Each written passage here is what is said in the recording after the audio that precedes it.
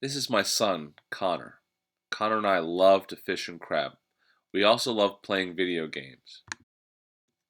Whether on our Xbox 360 or playing Minecraft or Clash of Clans on our iPads, Connor and I love spending hours developing our virtual worlds. Jane McGonigal, author of Reality is Broken, would label this behavior as blissful productivity. Have you ever watched a person play a video game? The extreme focus and concentration on their faces, the frantic manipulation of the game controller, keyboard, or touchscreen, the emotions and expressions apparent in the triumphant cheers or the bitter complaints? Every so often you want to remind them that it's only a game. Have you ever played a video game and become so engrossed in the storyline and gameplay that reality seems to slip away from you? Meals are skipped, hours fly by, and afterwards you feel as mentally drained as you would after completing a 200-question history exam? Digital games are a big global business. In the year 2000, global video game sales was just shy of 50 billion US dollars. By 2008, that figure had reached over 72 billion in annual sales.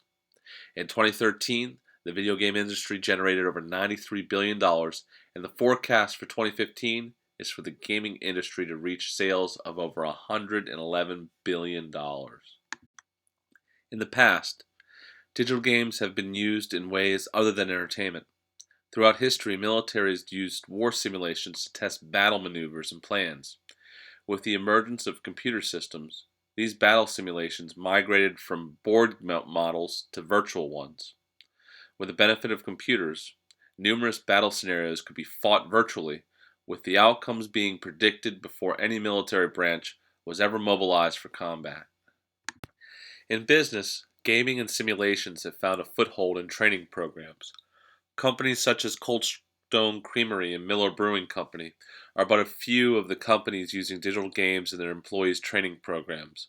With the assistance of these digital game-based training regimens, bartenders are able to pour beer with less froth, and ice creamery employees can mix the perfect sundae. Other corporations are using games or gaming scenarios to train staff in customer service, job skills, problem solving, or even stress release. The digital generations are vastly different than previous generations. Think about the internet in real time.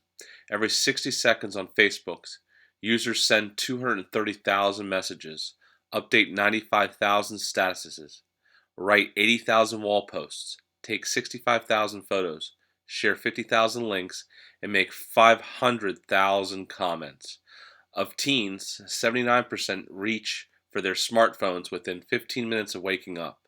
They use these devices to connect to their culture. For them, the world is just one great big social network. Today's digital generations expect, in fact, they demand immediate feedback from social networks, video games, and dozens of other online experiences. Globally, about 1.2 billion people spend over 3 billion hours a week playing digital games. The digital generations play more than 230 hours of video games a month, or 10,000 hours of gaming by the time they're 21 years old. Consider that 10,000 hours of gaming is about 24 hours less than they spend in a classroom for all of their intermediate and high school if they have perfect attendance. Many gamers spend more than 40 hours a week playing games, which is the equivalent of a full-time job. Over 81% of teens have smartphones, and 90% use social media sites. Teenage girls watch 5.5 hours of media content a day, while boys consume a whopping 7 hours of it. Finally, 97% of teens in the US play some form of digital games. Instead of teenagers, we now have screenagers. They have the opportunity at home to connect to friends through social networks, playing video games, texting, emailing, or creating multimedia products. In-game interactions are constantly challenging game players to think fast and make decisions. When designers create new video games, they intentionally design them to require the player to make a decision every 1/2 to 1 second, and they ensure that players are rewarded or punished for those decisions every 7 to 10 seconds. That's immediate gratification and instant reward. Current research into how the brain learns suggests it stores experiences similar to a computer processor and makes connections to these experiences similar to an advanced adaptive network. Human experiences are constantly changing and reorganizing the neural connections in the brain. This phenomenon is known as neuroplasticity. In Understanding the Digital Generations, Ian Jukes, Ted McCain, and Lee Crockett examine neuroplasticity. It is the process of ongoing reorganization and restructuring of the brain in response to intense inputs and constant stimulation. In the past, the brain was believed to be composed of an unaltered, unchanging structure. However, the scientific community has discovered that chronic and repetitive experiences can alter the brain structure and rewire it. Video games provide repetitive situations and experiences across different game types, platforms, and genres. They provide constant stimulation to students to learn from using multiple forms of sensory input such as auditory, visual, and even kinesthetic. A teacher lecturing to their class might appeal to only two learning preferences, definitely linguistic, perhaps even spatial. Special subject lessons may also explore additional learning preferences. Selected digital games can access numerous learner preferences simultaneously and appeal to more students than traditional lectures. This chart explores what learning preferences are accessed by learners when playing Medal of Honor Allied Assault for the Nintendo Wii. Unlike lecture, which may access two of the learning preferences, the game addresses most, if not all, of the learning preferences during gameplay. Current digital games use multiple modalities to interact with players. Game interfaces and experiences favored the spatial and linguistic intelligences in the past. With new emerging technologies incorporated into current video game design, additional intelligences are being accessed. Gesture-based technologies such as the Nintendo Wii and Kinects for Xbox 360 have allowed kinesthetic learners to prosper with their preferred learning style. Logical and mathematical learners will thrive in the new data-intense gaming environments of today and tomorrow. Music has long been a staple of video games, but new types of tutorial games like Rock Band and Guitar Hero have provided gamers the opportunity to play popular music and experience a hands-on approach to playing music in a digital game. People that like to communicate or collaborate with others will flourish with the opportunities present in massively multiplayer online role-playing games. However, if a gamer prefers a solitary approach, they will enjoy other challenges such as a quest or single-player objective game. The Joan Gans Cooney Center at Sesame Works prepared the Level Up Learning Report after they surveyed over 700 K-8 teachers. They found nearly 3/4, 74% of K-8 teachers report using digital games for instruction. And of these teachers, 71% indicated games were highly effective in improving their students' learning in math, 65% in technology skills, 56% in language arts, 52% in 21st century skills, 42% in science, and 37% in both social studies and social skills. However, the report isn't all ice cream and puppy dogs. The survey identified numerous barriers to large-scale gaming implementation. Take a few moments and contemplate. What are the primary barriers to adopting digital games into the classroom? How would you try to eliminate these barriers? Many of you probably identified the following barriers: no money, a lack of professional development, the negative stigma associated with video games, the time to find them, and the time for students to play them, and of course, integration ideas. Money has always been a barrier to the adoption of new technologies and approaches in the classroom. To combat this, school leaders must embrace and fund new programs with compelling evidence of success.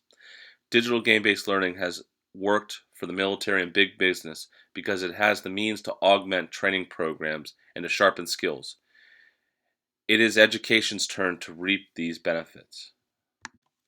Video games have a negative stigma attached to them because some are too violent and lack any redeeming qualities whatsoever. But that is only a small percentage of games. Teachers shouldn't use games such as Grand Theft Auto and Mortal Kombat with their students. These titles have mature ratings for a reason.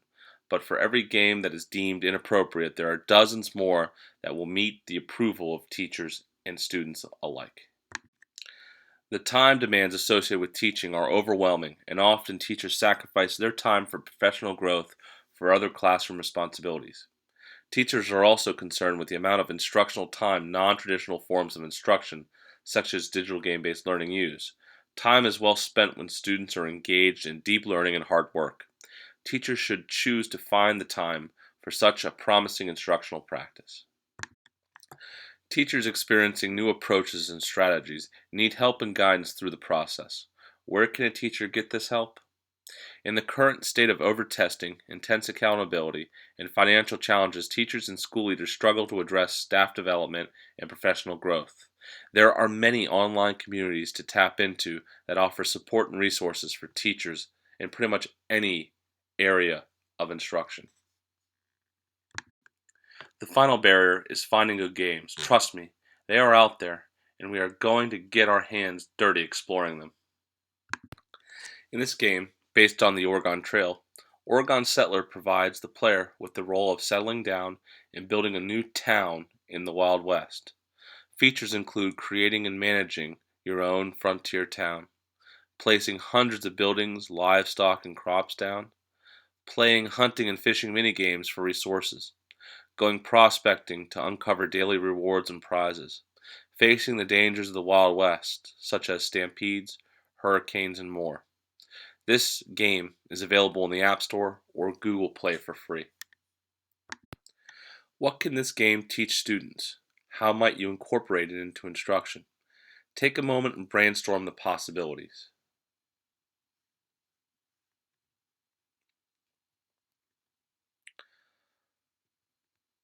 My list includes social studies, for instance, learning history, westward expansion, factors of production, opportunity cost, technology from the past. In reading, teaches about challenging vocabulary, slang versus formal English, connecting the westward expansion to a novel. Math, there is adding, subtracting large numbers in real world contexts, data collection, time management. In writing, there's all sorts of opportunities for journal writing and creative writing. A quick and effective way to find short form digital games for instruction is performing a search for browser based games.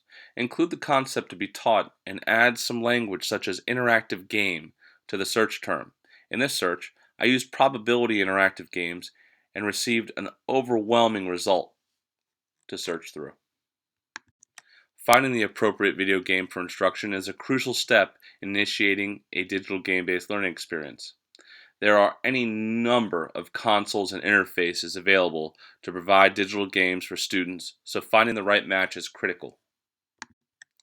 There are browser-based games, Steam, which is an online video game distribution network, PC games, console games, mobile devices, tablets, smartphones, portable game consoles, to name a few.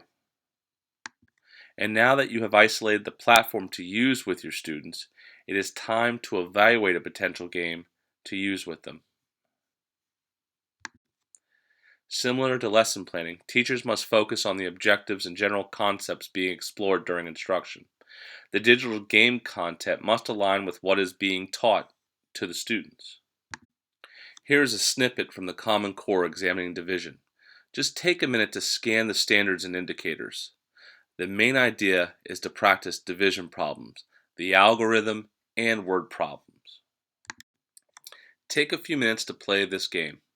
Decide if it meets the division standards we just observed. Educators must preview games and determine if the selected standards are explored in the game's content. It's important not to get discouraged. Finding games is a process. Facilitators must evaluate the game to observe if it aligns with the learning goals that are being explored during instruction. One of the true strengths of the education field is the ability for teachers, instructors, facilitators, faculty, and colleagues to collaborate, offer suggestions, and refine instructional practices. This checklist is used in determining if the game is viable and will help prepare for a smooth experience for teachers and students. It focuses on pedagogy, assessment, and technical aspects. Here are some ways of finding more digital games. Of course, there's the browser-based digital game. Simply performing an online web search will help you find these games. You could create your own. Later on in this course, we will learn how to create a simple, short-form digital game using PowerPoint. You could repurpose commercial off-the-shelf games. You could explore the app stores, for instance, the Apple App Store and Google Play. You could look on PC platforms for really well-constructed games. You can use digital game databases, such as the Educational Games Database, the Digital Learning Game Database, or the EdWeb's Games Database. And of course, there's always word of mouth, talking to teachers that are already using digital games in the classroom. The Play Diary is a twist on an alternative learning strategy. The Play Diary is similar to a learning log, which is defined as a simple and straightforward way to help students integrate content, process, and personal feelings. The Gaming Diary, utilized during this course, will have facets of a learning log, portfolio, and journal included in it. The diaries can take many forms. You could use Word, you could use PowerPoint, you could use multimedia presentations such as a podcast or video blog, or another route, for instance using Web 2.0 tools such as wikis and blogs. Finding digital games are easy. Many individuals own game systems at home. In a classroom, teachers have access to the web. Millions of gaming sites exist that teach or reinforce curriculum and content. The best method of exploring digital games for most people is by playing them. The Play Diary will help chronicle your findings while simultaneously documenting new resources for classroom use. Here is an example of one log entry. Learners are expected to have a minimum of 12 throughout the entire course.